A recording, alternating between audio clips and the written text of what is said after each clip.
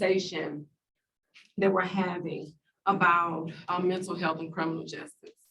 And I'm sure you'll hear that, you know, prisons and jails have become places where you triage mental health, unfortunately. And we'll talk about that a little bit more in depth here. But I am going to introduce Dr. Alexander Testa. He is an assistant professor in the Department of Criminology and Criminal Justice at the University of Texas at San Antonio. He earned his PhD in Criminology and Criminal Justice from the University of Maryland, College Park in 2018.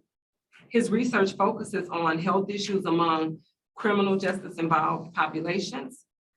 Dr. Testa's work has been published in prestigious journals, including the American Journal of Public Health, the Journal of Pediatrics, and the British Journal of Criminology. Welcome, Dr. Testa. Thank you very much for having me. It's a pleasure to be here. It's great to see a lot of young, eager faces in the audience. I'm looking forward to the conversation. Absolutely, absolutely. So I just want to dive right in there. And I have my timer set because we'll talk for about 30 minutes or so, and then I will open it up for the audience to ask questions and engage, because this is a conversation. And so we are going to engage one another. But the first thing I would like for you to help us with is some of the myths and facts around mental health and criminal activity. Absolutely. So I think there's been a lot of long-standing ideas in among the population about the role that mental health plays in criminal activity. And if anything, this might be more recently heightened in recent years due to the climate that we're in, and also things like the advent of body cam footage that have kind of given large swaths of the population, you know, small insights into this issue. But there are certainly, I think, some myths and facts that can be cleared up. So one thing to start with is some of the myths. One of the most major myths that is prevalent is the myth of mental illness and violence. This is often kind of perpetuated because a lot of high-profile criminal incidents might be committed by someone with mental illness, or perhaps body cam footage is released of a high-profile incident in which someone has mental illness. But it can also be a logical belief in the population, because crime to many is an irrational behavior. So why would somebody rationally commit violence? But the statistics don't show that. The vast majority of violence is committed by persons without mental illness. So the data don't show that mental illness on its own is necessarily a severe risk factor for criminal activity. That's coupled with the fact that mental illness certainly can play a role in crime and violence, but it really only tends to become prevalent when it's added to multiple other risk factors. The mental illness on its own doesn't seem to be highly predictive of violence, but in a context in which it can go highly untreated, it's combined with things like substance use disorder, it's combined with things like homelessness. That's when we tend to see persons with mental illness be kind of more prone to violent and criminal activity. So it needs to be understood not just kind of on its own, which it often is, kind of stigmatized, but also in a much broader context. The other kind of myth that I teach about, much of my work deals with corrections to dispel, is maybe some criminal justice students in here, maybe not, but brief background is that we're kind of, as the US is in an era of mass incarceration, and that is we have over 2 million people incarcerated, and that is about a 500% increase since the 1970s. One of the kind of myths is that the predominant cause of mass incarceration is due to changes in the way that we handle mental illness. In the 60s and 70s, there was a lot of inpatient hospitalization long-term inpatient hospitalization for the mentally ill. After a kind of long history with that, but also the advent of several medications, those facilities started to get shut down at the same time incarceration increased. But the data don't support that the deinstitutionalization of the mentally ill is the cause of mass incarceration. There's a lot of other causes, which I'd be happy to talk about. That said, there's kind of some facts that also are worthwhile to dispel, which is that among those incarcerated, for instance, mental health problems are substantially higher in prisons and jails than they are in the general population. There is undoubtedly a strong overlap between mental health and criminal justice. And this kind of takes place over a series of events. Persons with mental illness are more likely to become incarcerated, but when they're incarcerated, oftentimes they don't receive adequate treatment, and mental health conditions can worsen and exacerbate while somebody is incarcerated. So that is certainly one of the facts. The other fact that I would say is that mental illness is much more of a risk factor for victimization than it is for criminal offending. Persons with mental illness are about 10 times more likely than persons without mental illness to become victims of crimes. So often it's thought about in terms of its role that it plays for perpetuating violence or criminal offending. But what's missing from that conversation, I think, is all about the vulnerability and risk that persons with mental illness have to be victims of crimes. Thank you.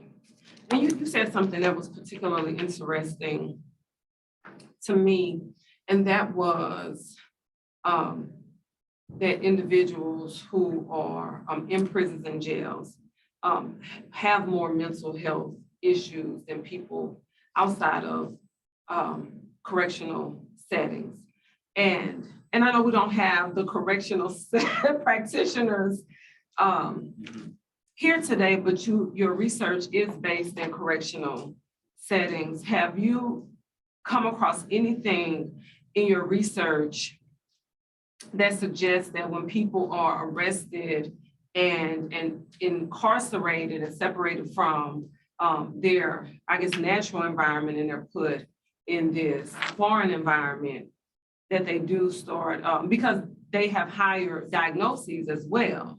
So it's common for individuals, or is it common for individuals to be diagnosed with a mental health disorder in an institution versus outside of an institution? Absolutely. So I think a lot of the conversation we're going to be having, I think something I want to kind of put out there is that this is a very complex issue. So a lot of the stuff that I'll say kind of has a lot of gray area to it. But I think to kind of answer your question, and one thing that I can talk about a little bit on the basis of some of my own research is what's kind of unique about this is correctional facilities, prisons and jails are the only place in the United States where healthcare is guaranteed. Healthcare is the Supreme Court ruled in late 1960s that prisons and jails must provide healthcare services to those who are incarcerated. It does not talk about the quality of healthcare services that must be delivered. And the Supreme Court has since reaffirmed this, most recently in 2009, a case called Brown v. Plata, where they actually made California reduce its prison population because it was too overcrowded to deliver adequate healthcare services. But to get to your question, that raises some kind of important points. One thing is that a lot of people who come into contact with the criminal justice system do not have adequate access to healthcare systems, both prior to their incarceration as well as after their release. So for a lot of people who end up becoming arrested, go to jail, potentially convicted and sentenced to prison, that could be the first time, perhaps in their lives, but at least the first time in a while that they start interacting with healthcare professionals. And what that means is a lot of facilities will administer screening diagnostics for mental health disorders. They will run general physical exams. They will test for common infectious diseases and sexually transmitted diseases. And so because of that, we start seeing a host of conditions disproportionately start popping up in prisons, in part because of that, especially with mental health conditions, because while we try to estimate the prevalence of mental health conditions within the general population, a lot of it goes missing. Those who need mental health care services the most tend to also be individuals who are uninsured or have inadequate health insurance coverages and can't adequately receive those services in the community. So going to prison might be the first time which they're screened for these disorders, and perhaps start receiving some treatment for those disorders. Likewise, though, could be a flip side to that. Individuals who could be receiving another thing. A caveat to that is incarceration can also disrupt treatment for those who are receiving it within the community. Individuals who might be receiving services for a mental health condition in the community, upon incarceration is something that immediately disrupts your healthcare services. You can no longer see your doctor that you were seeing in the community.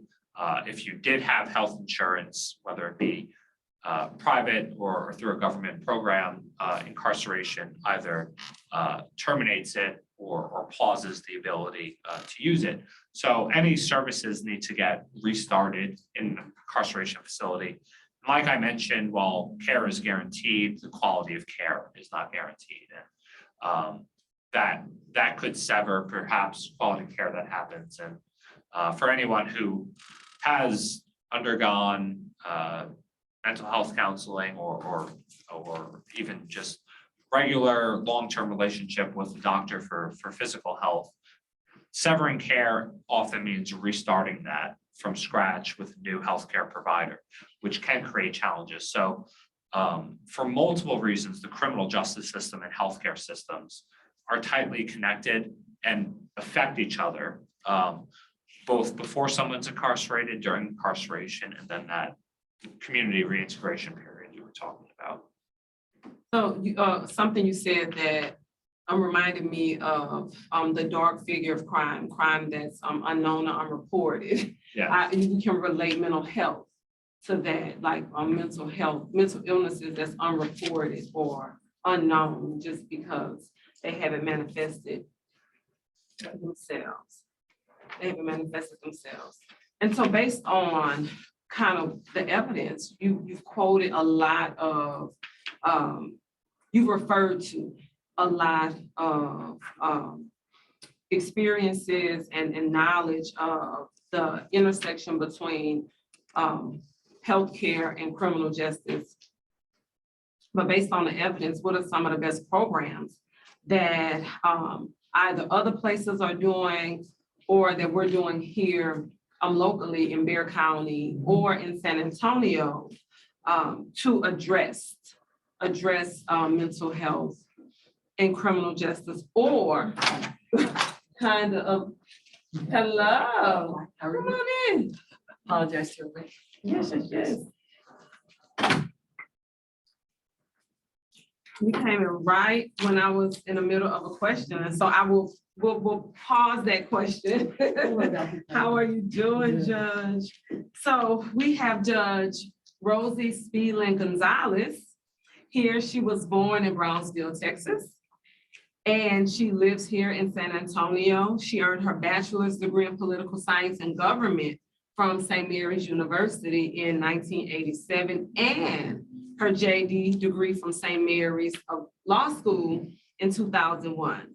Judge Spielin Gonzalez has spent 17 years as a child welfare attorney and 11 years as a social worker before she became the seated judge for County Court number 13. Thank you so much for being here. Thank you, Dr. Fred. You are so very welcome. And so we just heard from Dr. Testa, Hi. and he was dispelling some of the myths about mental illness and informing us about some of the facts about mental illness. And I was asking him a question about best practices. And so I will finish that question and I'll let you gather yourself before I ask you a question. And the question I was posing to Dr. Testa is based on the evidence, like what programs are some of the best programs that that other places have implemented or that we have done here in Bexar County or in San Antonio, and what are some programs that should be avoided when it comes to responding to mental illness and criminal justice? Absolutely, and some of the programs I'll talk about. It's perfect time for the judge to come in because you have perhaps some knowledge and experience to be able to chime in here as well. There's definitely a couple of programs I could talk about that are some good steps we could take, some steps we could avoid, and I think that we're also living in an interesting time where there's some new models that are being produced that we don't quite know a lot about. So I'm not particularly familiar with the context and too much of what's going on in San Antonio, but one of the first things is a relatively new thing, which is mental health courts, and this is something that in Bexar County. There appears to be mental health courts. These are things that have popped up over the country, and kind of in short, mental health courts provide an opportunity for a large working group to come together, your traditional courtroom actors, lawyers, defense attorneys, judges, but also with mental health professionals to come to divert into persons with mental health problems from a typical sentence of incarceration and try to divert them to mental health treatment in order to try to treat the underlying condition that might have led somebody into criminal activity as a means of avoiding a prison and receiving treatment. And these are part of a large movement towards specialized courts that are popping up to focus on things like drug courts. There's veterans courts, there's mental health courts. So of the evidence that's been evaluated on a larger scale, mental health courts appear promising in terms of oftentimes people who are in those tend to have better outcomes. But I will say as a caveat, these are relatively new in terms of the thorough evaluation. They may not have received that. I think second thing that works is really that quality care delivered in correctional facilities really works. I was in preparation for this, was reading through some of the published literature, and there's a very good study that came out just last year, which shows that people who persons who their mental health status improves during incarceration become substantially less likely to recidivate post-incarceration.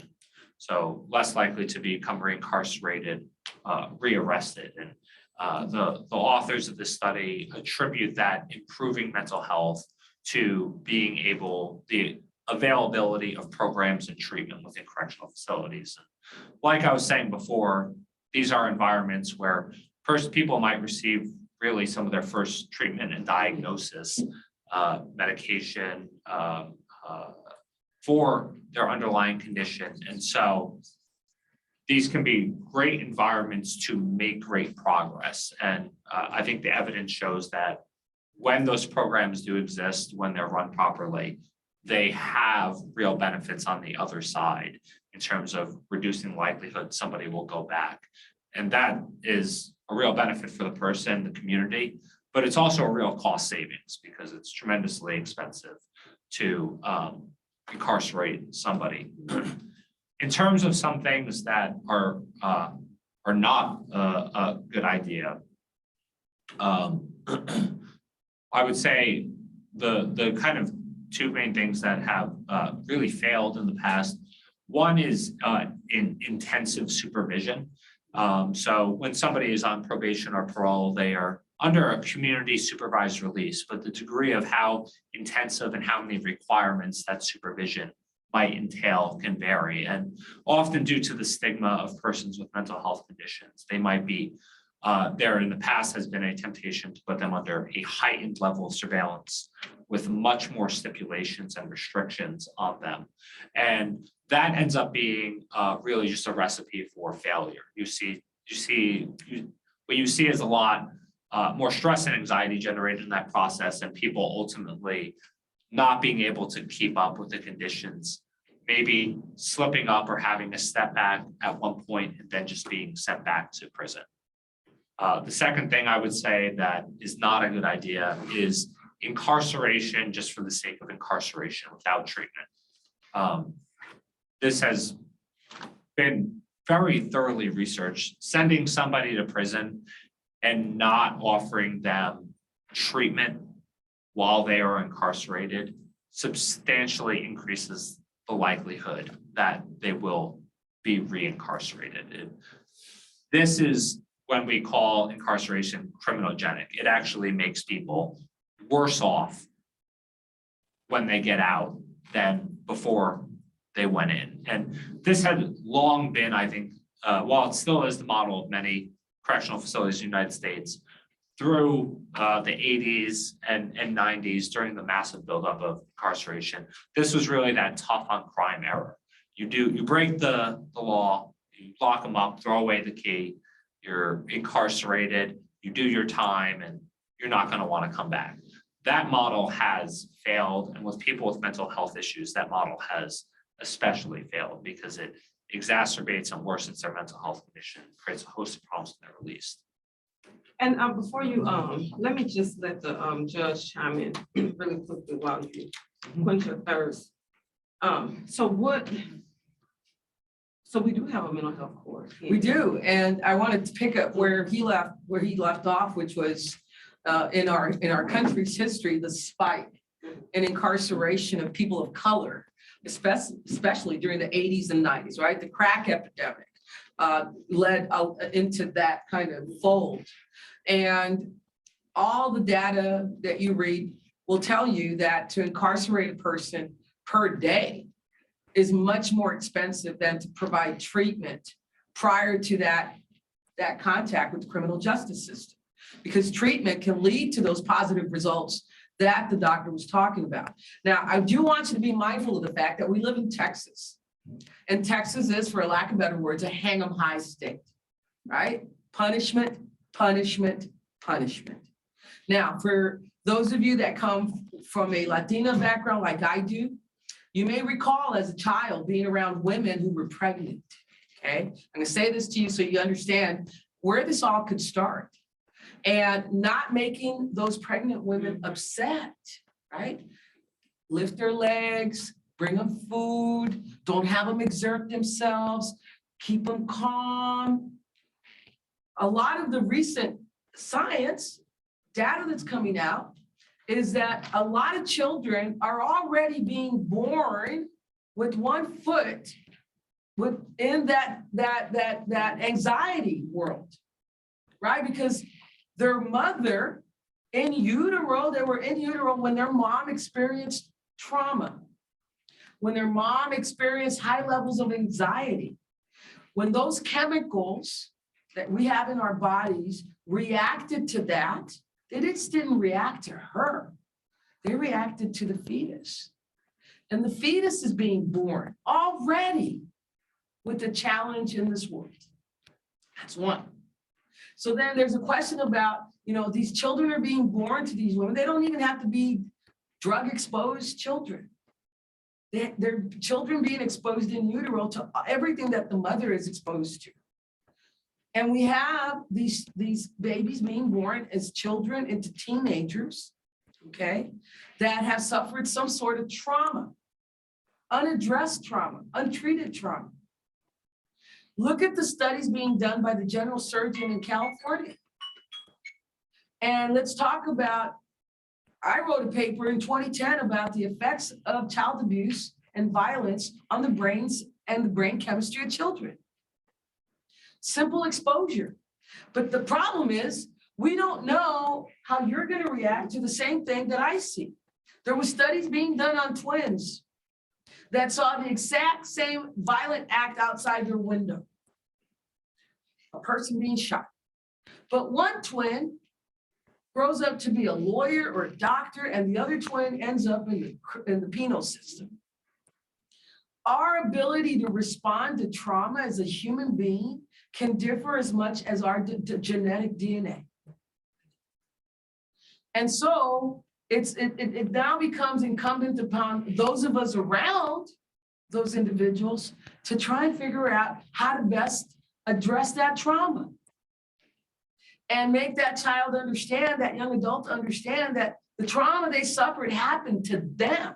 They didn't create the trauma. And then give them the tools, whether it be medication to change their brain chemistry or therapeutic tools to understand what is happening to them and their thinking processes. Okay, so I've given you a little bit of the background. The doctor talked about mental health courts. Mental health courts are but one of a plethora of specialty courts in the country. Specialty courts are controlled and regulated by the National Association of Drug Court Professionals, NADCP. Specialty courts all have one thing in common. They have a drug treatment component. Okay. Now, Bexar County in Texas has the highest number of specialty courts in the state and in the country. We have, I want to say 13 to 15 of them. They were started by Judge Al Alonso in the year 2000, 2001. And he was getting more education for himself as he sat on the bench and was pursuing more advanced degrees for himself. And he fell upon the specialty court movement at the time. And so the specialty court movement was a response to the incarceration trends in our country. Because we were seeing that a lot of the folks that were getting incarcerated for punishment and punishment only really needed drug treatment, substance abuse treatment, mental health treatment. So this whole movement grew. We now in Bexar County have adult drug court, DWI drug court, prostitution drug court, veterans drug court, mental health drug court. We have the child abuse courts have 2 or 3 different specialty courts, young mothers drug court, infant drug court. We have several specialty courts at juvenile court that address different populations of juveniles. I happen to be the very proud founder of Reflejo Court, and I brought that with me. I want to pass it around. And it's got the criteria on the back. Could you please take one and pass it? Thank you. Thank you. Reflejo Court was the brainchild of me and my spouse, Dr. Stacy Speedling Gonzalez. In just 2 weeks, Stacy will be 19 years sober. She was born to an Iranian father and a Mexican-American mother in Austin, Texas. Her mom is schizophrenic, bipolar, and an alcoholic. Her dad was an Iranian national, he still is, he became an American citizen, and owns a civil engineering firm in Austin, Texas. At the age of 6 weeks, he talked her mom into putting her up for adoption. She was adopted by Judge Phyllis Speedlin and Dr. Richard Speedlin here in San Antonio. She was raised in San Antonio. At the age of about 12, not knowing a whole lot about her mother's background at that time, she started to experience mental health issues. She was diagnosed as bipolar schizophrenic at the age of 12. Back then, people didn't know what to do with those types of kids. She got sent to a hospital in Austin, Texas for 2 years. Her parents were advised by the doctor not to visit her. She was left in that place. She lost her innocence there. She was assaulted. She came back to San Antonio, and then she was put in a program at Lee High School. It was called Lee High School at the time. And she was put in a Challenger program. And it was a program for pregnant teens and gang members, neither of which she was. But they didn't know what to do with someone that looked like her. Someone that had been in a mental institution for 2 years with no academic records whatsoever, just medical records. So they wanted to graduate and they said, if you can go and get a job, they put her like in a vocational program, we will graduate you at 17. So she went down the street, got a job at Subway. They graduated her. Her mental illness had not really been addressed. She was smoking weed, she was drinking on campus. So what does she do? Like within a week of her them graduating, she goes and went and got a fake ID. And she went and started working the adult sex industry clubs. She was a stripper for the next 10 years of her life. While her mom sat on the bench and her dad sat on the board of the hospitals here in San Antonio. After her third or plus incarceration, after her third car accident, after her third everything, she ended up at a hospital and her family came to her and said, you either go get treatment for your drug addictions or we will disown you as if we never ever adopted you and we will never claim you as our daughter ever again. She went to La Hacienda in Kerrville, got treatment and has been sober ever since. It'll be 19 years. In her sobriety, once she got her mental health treatment taken care of, she got her bachelor's, she got her master's, she got her PhD. She gives a wonderful talk called From Pole to PhD. Okay? Now, lucky me, I got to meet her at a conference for LGBT counselors that she hosted here in San Antonio. It was a national conference, and they wanted LGBT leaderships to attend. So I was there, and the rest is history. But when I ran for judge and I got elected, I ran because I wanted to make a difference in this community. I knew all about specialty courts. I also knew that folks that were getting incarcerated for domestic violence were a different kind of defendant. We looked at the data and we found out that over 90% of the defendants in these courts were being arrested under the influence of alcohol, cocaine, meth, some combination of that. When you talk to that 90%, almost 100% of them self-disclosed that they were adult survivors of childhood trauma and abuse that had never been addressed. They had started to take care of, imagine a child being abused or traumatized, and you start to feel, imagine, we all have been traumatized. None of us have been spared of that. Think about those times in your life as a child, when you got lost at the mall and you couldn't find your parents.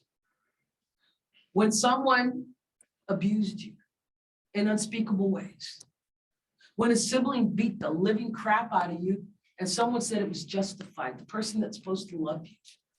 Any one of those and everything in between. And you got angry and you got upset and you got depressed.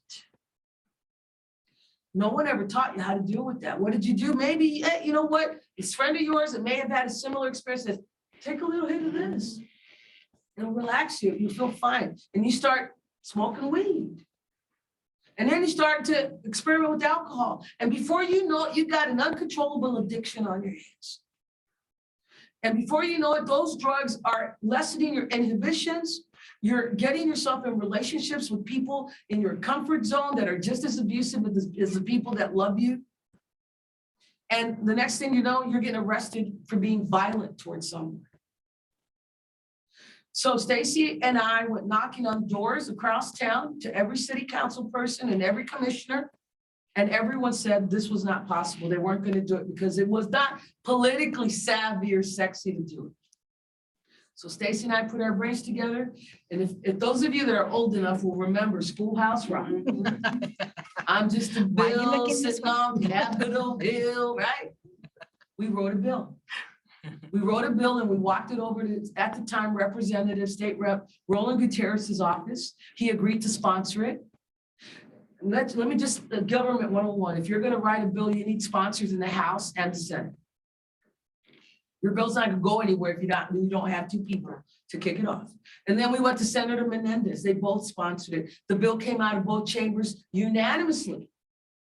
And then Governor Abbott signed it into law and created Reflejo Court.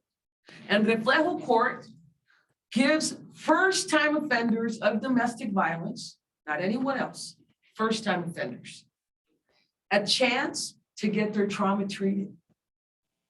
And if they say yes to the program, it's a very difficult program to finish, but if they finish it, guess what? Their case is dismissed and expunged. And it goes away as if it never happened. No one can pull it up because it's wiped off every database. What does that look like? Increased accountability. Our theme is redemption through accountability. What is accountability? Owning your behavior. One, being honest. You're going to get drug treatment. It's a trauma-informed wraparound services drug treatment program. So if you can complete the program, doing your drug treatment, doing your trauma-informed therapy, getting a job, getting into housing, and we help you with all of that. You don't graduate unless you have extended sobriety, housing, which we help you get, and a job.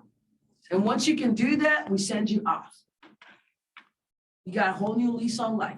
Here's what Madam Vice President Kamala Harris said when she started similar programs in California as the Attorney General. How fair is it for us to expect people to serve their sentences in prisons and jails and come out and they become members of this invisible caste system that we ignore? Because once you've got that record, that bullseye on your back, you can't get a job. For violent offenders, let me tell you what happens to them. They can't get housing. They can't get a job. They can't get financial aid to go to school. And if they have a child, the other parent can ask that they not be able to see their children unsupervised. And this is the life they lead for the rest of their lives, despite the fact that they paid their debt to society. So our program, the federal court, the newest of the specialty courts in Bexar County, offers a chance to redeem themselves and to re-enter our community as someone that has done the work, healed themselves, and become productive members of our community. Thank you. So I do have a closing question, but I'm gonna open it up to the audience. You all have been talking for quite some time. Do you have any questions out there? When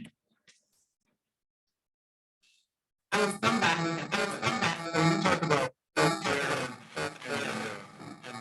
and someone is incarcerated, is that healthcare always healthcare? Because you kind of say it varies from place to place, the level of place, the level of quality is different. Yeah, that's a good question. And one of the things I'll say is that the correctional system is just set. There's a federal unified system, so all the federal prison systems are on one system, but all 50 states run their own systems, and they kind of dictate the care and treatment that happens within those state systems. So first thing I'll say is in Texas or Alabama versus New York or Vermont, you might see very different levels of kind of what falls under the purview of what they kind of treat. In terms of like mental health care being kind of guaranteed in prisons, I can't speak definitively because of that structure, but what I would say is most facilities have some kind of a psychologist in-house or something. Oftentimes there's not even necessarily a psychiatrist in-house. So oftentimes the guarantee of healthcare is typically for physical ailments and chronic health conditions that they can't leave untreated. For instance, somebody tests positive for HIV or hepatitis C, they cannot ignore it and not provide you treatment or medication for that condition. That would be a constitutional violation. If you have bipolar disorder or depression or a variety of mental health issues, you could be untreated or very minimally treated that is not in line with best practices and evade a constitutional violation. So there is a large difference there in the physical chronic health conditions versus mental health conditions. And the other caveat to that is tremendous variability across states and facilities based on their own philosophy of treatment and how much money they are willing to provide to the problem. And I'll add to that, and I'll let you bring it home. And that's at the prison level, like the state level, but even jails are governed by, like in Texas, the Texas Commission on Jail Standards, all the jails in Texas, and they're all over, and the standards are very minimal. And so you just, whether it's jail or prison, whether you're gonna be there a short period of time or a long period of time, it does vary, and it's not. I'm going to err on the side of caution and say, agree with Dr. Test's minimally provided for. Minimally is basic needs. And all I can share with you about the Texas system is that up until a few years ago, they didn't even have air conditioning in these prisons. You know what the Texas heat can do to a person. I have very good friends of mine that were wrongfully convicted and were released and exonerated. And I can tell you that one of them had a lot of anger issues in prison and would often get into physical altercations with other females. And she talks about having her teeth knocked out in one of those fights, a couple molars. And I said, Cassie, now she's she's taking care of it since. They're millionaires now for that wrongful conviction. But I said, how did they take care of you? See, they didn't. I'd go to the nurse and they'd give me a Tylenol. As basic needs come. The mental health, they're gonna give you something, not to help you process, to control you. You see people, they used to call it the lithium shuffle. And a lot of those medications make you big, swelled up, no libido, and you drool. But as long as you're not causing problems or getting into fights, that's all they care about. Because it's about crowd control and safety in the prisons. They're not about quality of life. They're about basic needs. At least I can speak to the Texas system because I know that through the stories being shared with me from people going into the systems. Bexar County, notorious jail in Texas. No one wants to come to Bexar County. No one. Because it is one of these jails that notoriously has a reputation for being the nastiest, lice-infested, spider infestation, fleas, just nasty jails in Texas. They'd rather stay anywhere else. Take me to Seguin, take me to New Braunfels, take me to Castroville, but don't take me to San Antonio. Okay. Sure, I have a question. So, the domestic violence that you're talking about, we know the evidence is a lot of this is bred inside class inequality, poverty. It's this cycle which keeps happening. So unless we can break that, that's a whole different question.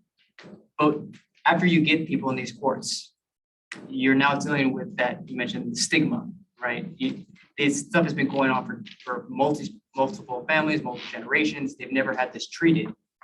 There's a new barrier that you have there potentially, but that stigma that could potentially be stopping the silence. How do you manage that?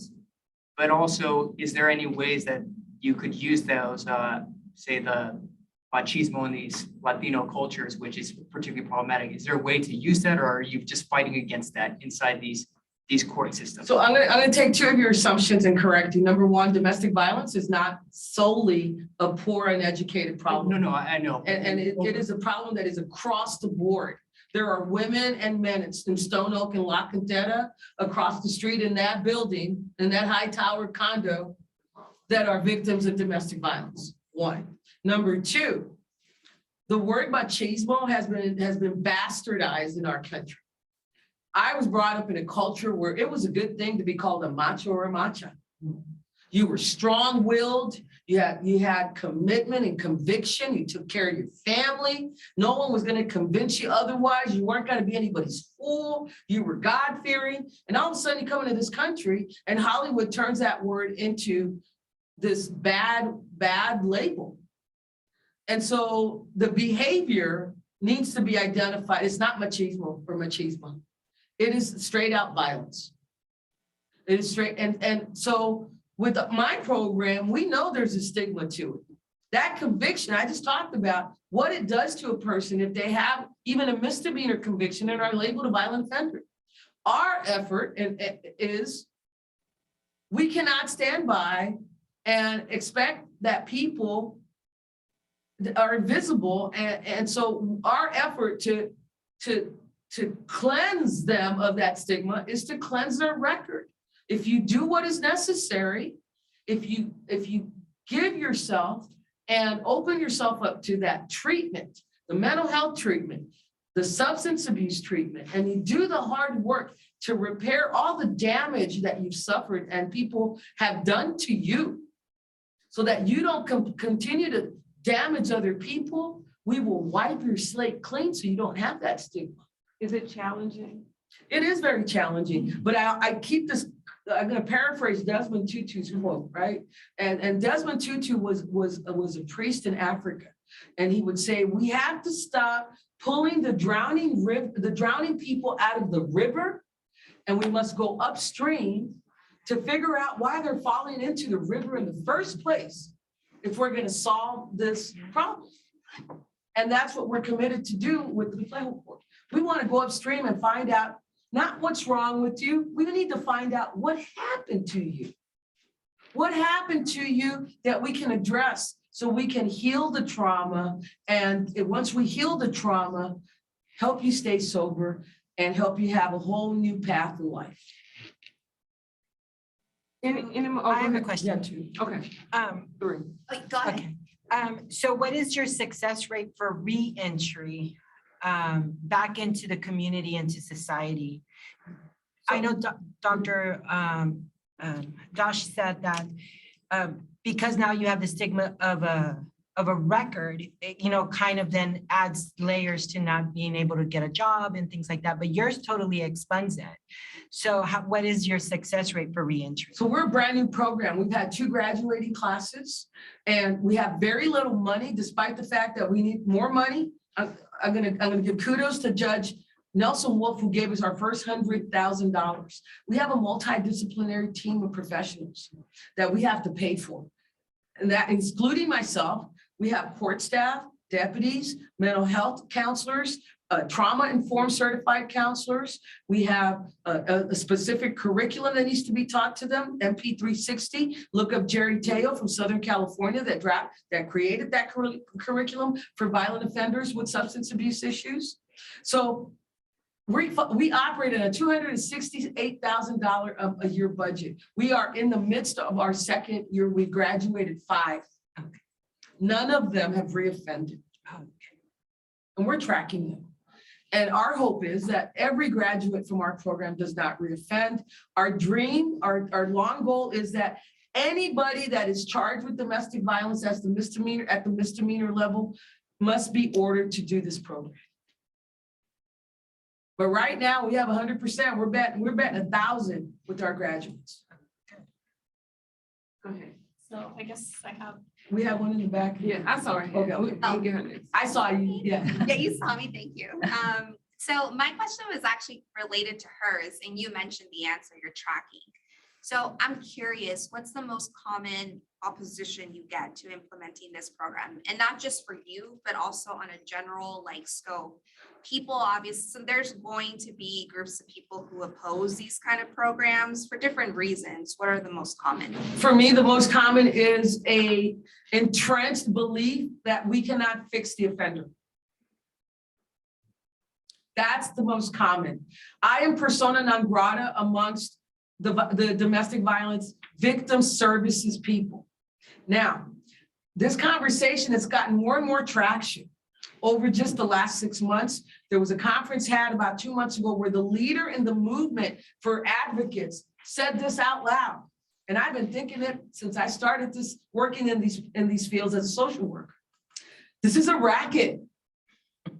These types of offenders and problems create a whole industry. Courts, attorneys, judges, advocates, counselors, Yeah. shelters. If I say to them, I'm gonna cut off the offenders, then guess what? These offenders are not gonna create more victims, and the need for those services is gonna dry up. That's what I face every day. So do you really want the problem solved or don't you? Because if you did, you'd be on my side. Yeah. You'd be right here with me, working with me to heal the offender so that we don't create more and more victims. Because we all know that hurt people hurt people. Yeah, one thing I find interesting, it's like, so I'm a PA, family medicine, now I'm fighting the rest of work scrubs. I'm his fiance, so I'm here. So 20%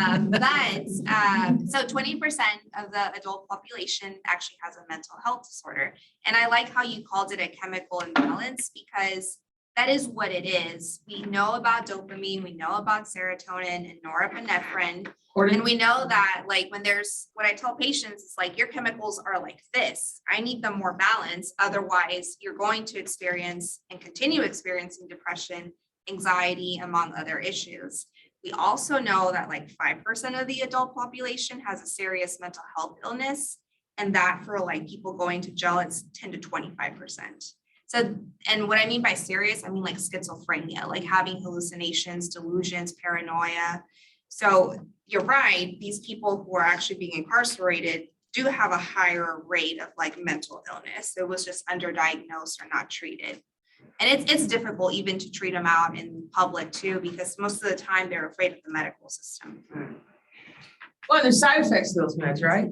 For men, one of the side effects is impotence, right? They don't get a libido.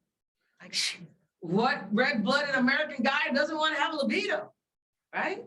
That's how they define themselves, their virility, their testosterone.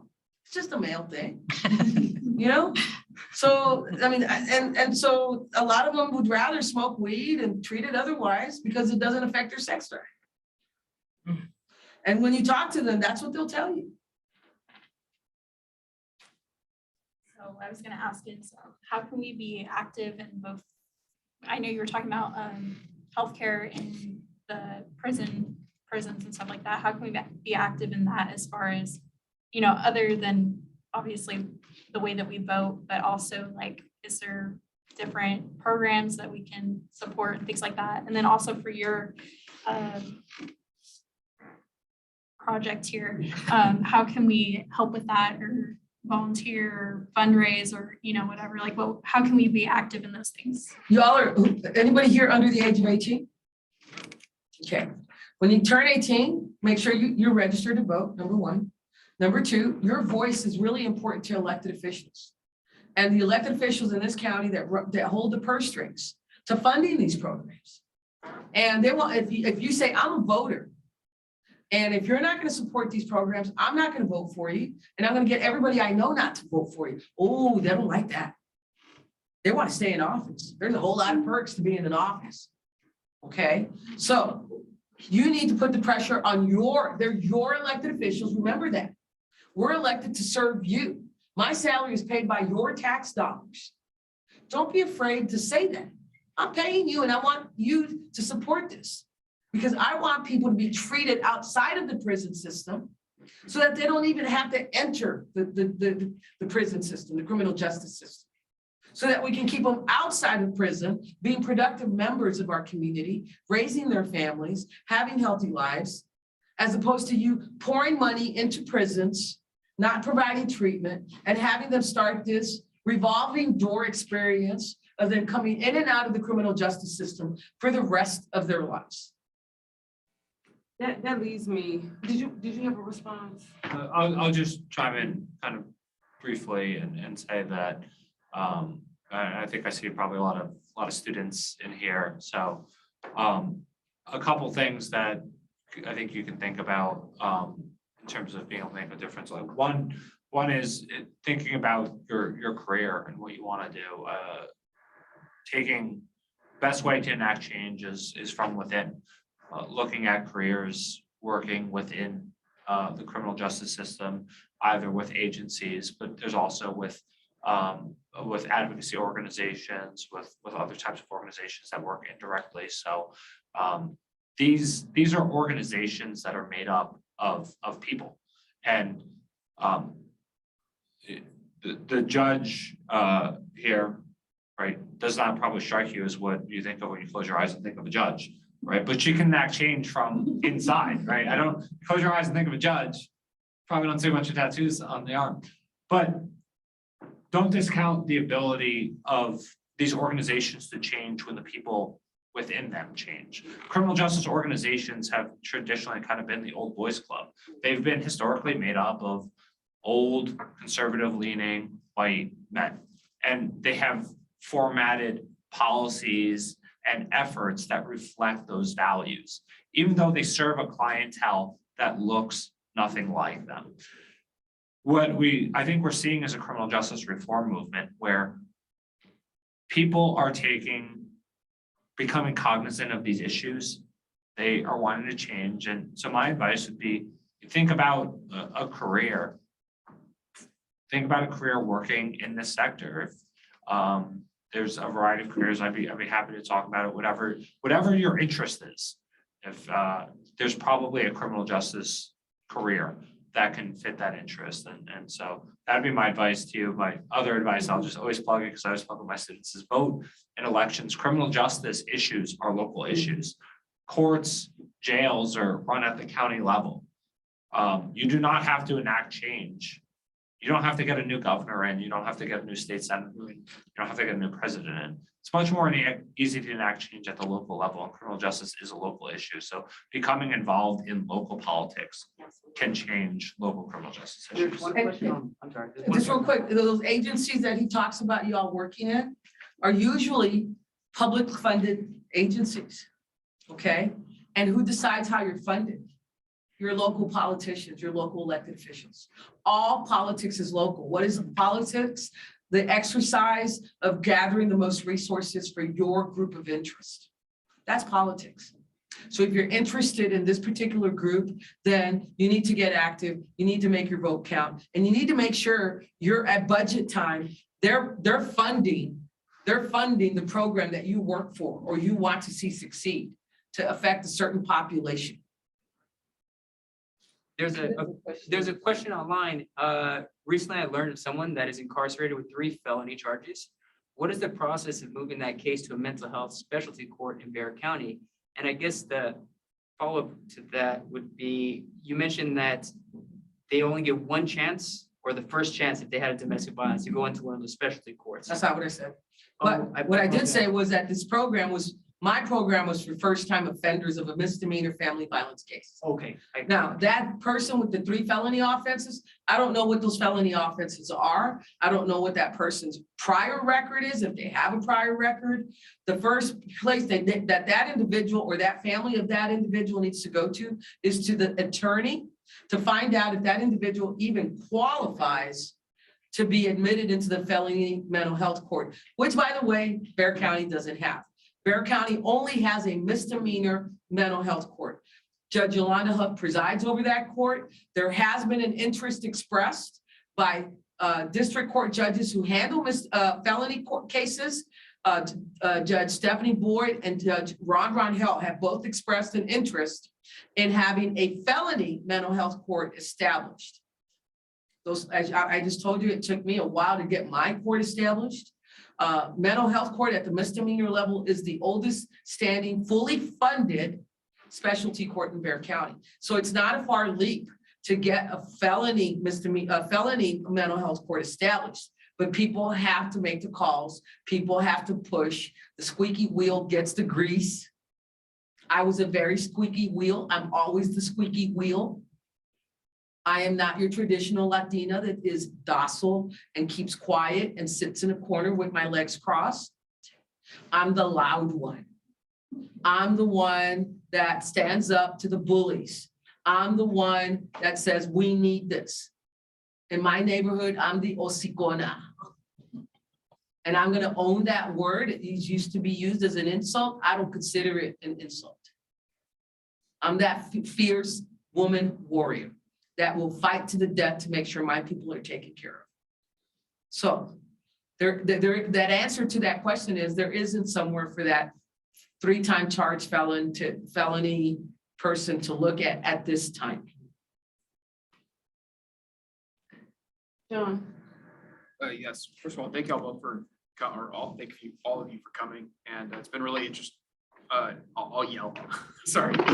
Thank y'all for coming. It's been really great listening to you speak. I have kind of a generic question for all of you, because you've been covering different elements of the criminal justice system and the way mental health works and the way trauma influences the way people develop and things like that.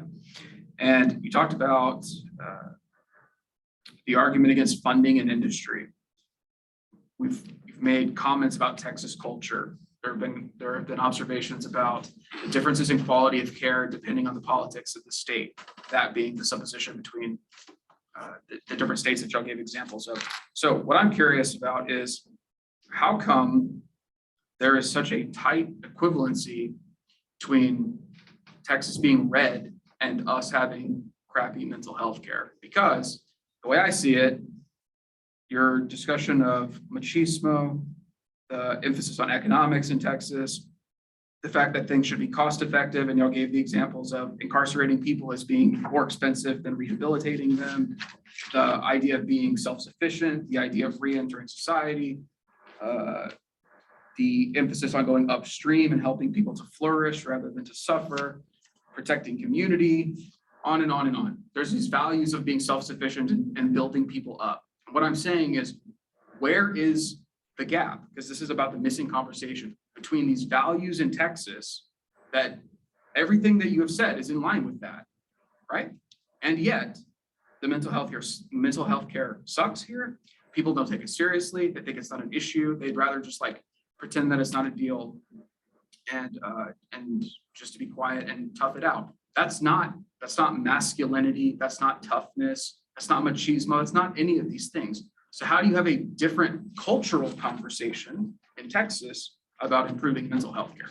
Men like you need to go to the Capitol and talk to men like you about what you just said. That's how you change the culture. Wait, hold on. Because you asked the question about, we're a red state, yet we do this. The reason we have the issues is because we are a red state. And that culture and that redness is very fearful of losing control, money, and power at this time. And so they're doing everything possible to keep the masses down. Deprive them of education, keep them pregnant, let them deal with their own mental health. Okay? We need allies in Austin, in elected officials, in the way of white men, to tell the other white men, you're wrong.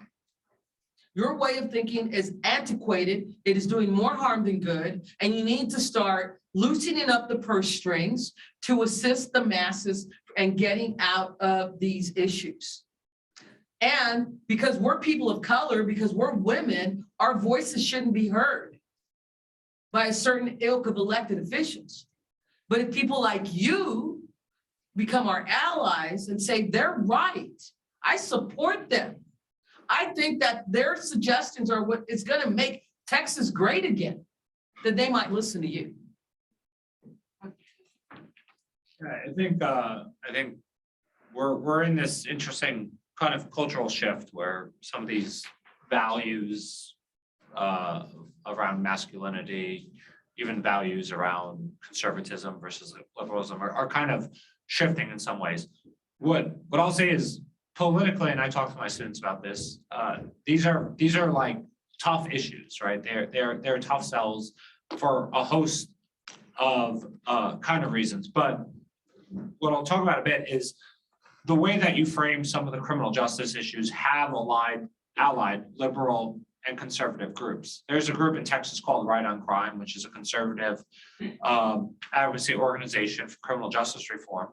And they partner with a lot of liberal organizations. They just come at it from a different angle. They say, economically, incarceration costs too much. We need an alternative.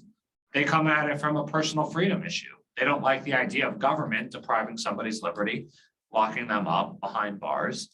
And liberal groups are like, well, that's the same exact way we feel for completely different reasons.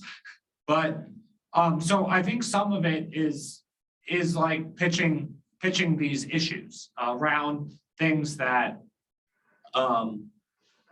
ideologically are going to match. I think the cultural issue is tough. The other kind of thing I'll say briefly is in terms of the politics of it, there's a host of complications there. One of the complications are, you know, who the voters are. It's, for instance, it's very hard to get, when someone's incarcerated, they often lose their voting rights, and they can lose their voting rights even after they're released. It's very hard to get that restored because politicians are looking at, well, if I give you your right to vote back, what candidate you're going to vote for. So I think sometimes when politicians are funding these issues, they kind of look demographically, geographically at who's affected, and they kind of make an inference of who are you going to vote for. And oftentimes I think that inference is, well, this person's probably more likely to vote for a Democrat. And maybe if you're a conservative leading politician, you're less likely to fund. The last thing I'll briefly say is also have to kind of geographically, to turn back to criminal justice, look at where prisons are, look at where jails are. They're often in rural areas. Oftentimes those could be the main economic hub of some of these rural areas. Shutting down a prison is, and the judge was talking about this, there's an economic industry around this. Shutting down a prison is hard. I'm not from here, I'm from New York, but I worked in the New York State Legislature for a rural elected official for a little while. And the state was trying to shut down a prison in his district, and every day people were coming in talking about the economic devastation to the community that would happen. And that really stuck with me because it made me realize how hard it is to kind of, we set these goals. Yeah, we want to reduce the incarceration population. We want to deliver mental health care services. We want to make people better. But there's ripple effects of that. And it's really hard based on kind of the structural way that we've set up these things. For instance, where we set prisons. So it becomes a challenging issue, but one that I think progress could be made on. And it is 6 o'clock. And in the interest of time, I want to turn the discussion or conversation back over to, he said, he'll pass. But I just want to thank you both so much for coming and sharing with us. We have to have a part 2. We just didn't have enough time. I always show up for Dr. Pike. I love those. Yes. And we just didn't have enough time to really, we barely touched the surface. But I do think that these types of conversations need to continue. You'll still be here in town next mental health. Get on YouTube, ladies and gentlemen, and look up Texas courts. Look up Bexar County courts. Judge Yolanda Huff is on Zoom with her hearings every day. She's not going to be there for a week and a half because we're going to conferences over the next week and a half. I'm on at 9 and 1 o'clock every day if you want to see what a misdemeanor Zoom hearing looks like. And I want to keep Zoom as much as possible because it encourages participation by the defendants. I don't have to issue as many warrants. Everyone is invited to come in and watch a live jury selection so you can see how 90% of our juries are affected by domestic violence in our county. And then you're more than welcome to come and watch a trial in person. All right, so thank you all.